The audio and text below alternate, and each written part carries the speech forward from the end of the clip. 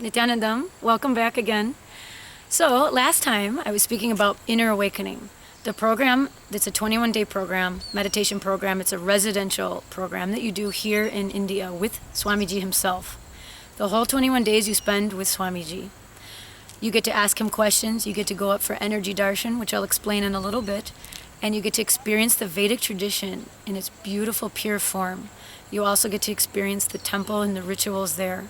So it's a full, I don't want to say holistic because that's kind of a Western term, but it is a holistic sort of program in which the body, mind, and spirit are being healed, nurtured, and just expanding. There's also yoga, so that would be something many people enjoy in the morning time. Anyway, I wanted to just continue with some highlights from the Inner Awakening program that I did. So one thing here that we learned about was, and something I never had much experience other than the one time when I went to the Ohio Vedic Temple, was the temple, the Hindu temple. And what is it? What are these deities? What are these statues as people think they are? I had no idea, no experience with them really. But my first day, I was feeling, after meeting Swamiji briefly, in the morning satsang, and then kind of being here, I felt a little stirred up. I was kind of jet lagged and I wasn't necessarily feeling 100%, because it's such a big trip and all of a sudden you're here. So I went to the temple. They had a little arti there where we can go, and they do the lamp in front of the deities to worship them, and it's called arti. So I went there and I sat, and they're so beautiful. Nithyanandeshwara and Nithyanandeshwari representing Shiva and Devi. So they're huge. They're made from 5 metal alloy, which is an ancient process that they use by hand. At the ashram, they pour these metal deities in this big pit of fire, and they make them by hand. They hands carve sand. Everything is done by hand. The molds.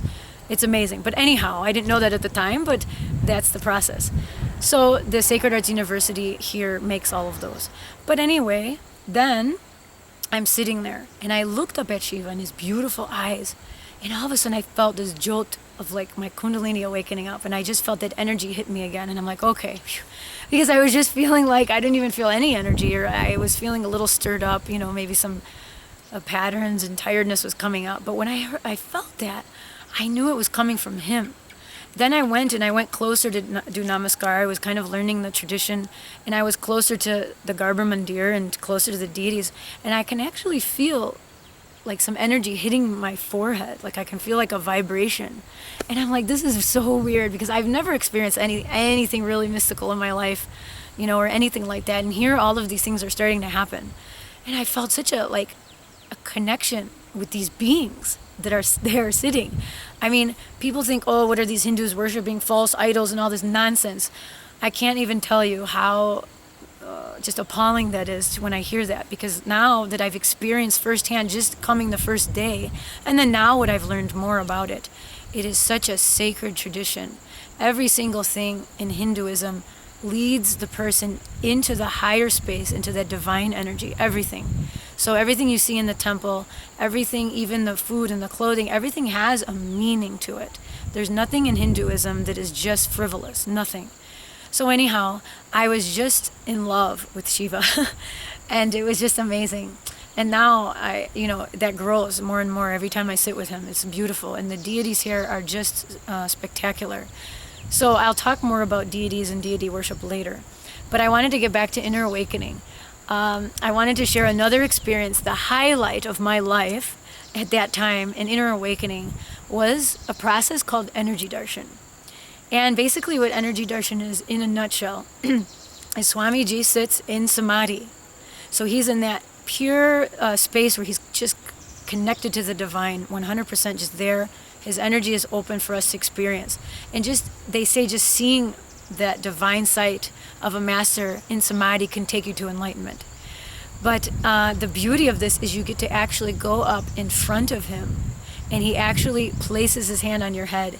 So you can get healing, you can get all kinds of things. You even have the opportunity to hand him a question. Well, he'll directly interact with you and answer, whatever is needed for you at that time. I tell you what, it's such an experience. The very first time I went, I went up, you wait in line, and I was kind of nervous, like what's going to happen, because the closer you get to him, the bigger he seems.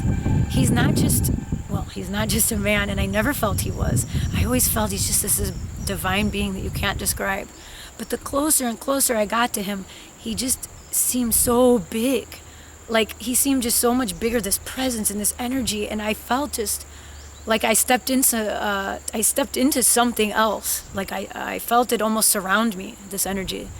It was just something amazing. I can't even describe. And then when I started to get next in line to go and stand, kneel before him, it was like I felt there was only me and him there in a way. It was almost like time stopped. Things got kind of quiet, and it was like slow motion, and I kind of went and sat, and I looked in his eyes, and he looked at me, and the next thing I know, I'm laying on the sideways on the ground on the mat. I don't even know what happened. I'm there just normal, totally fine, and next thing I'm just laying there. I don't know what he did, but I just started laughing, and then I just got back up and I stood by him, and then he blessed me, and I went. So I don't know what the connection was or what happened, but it was just, I don't know if he busted some ego thing or some energy that he gave me. It just knocked me on my tail. But it was a beautiful experience. And everything and every experience around the Master is beautiful, unique, and totally catered to the individual.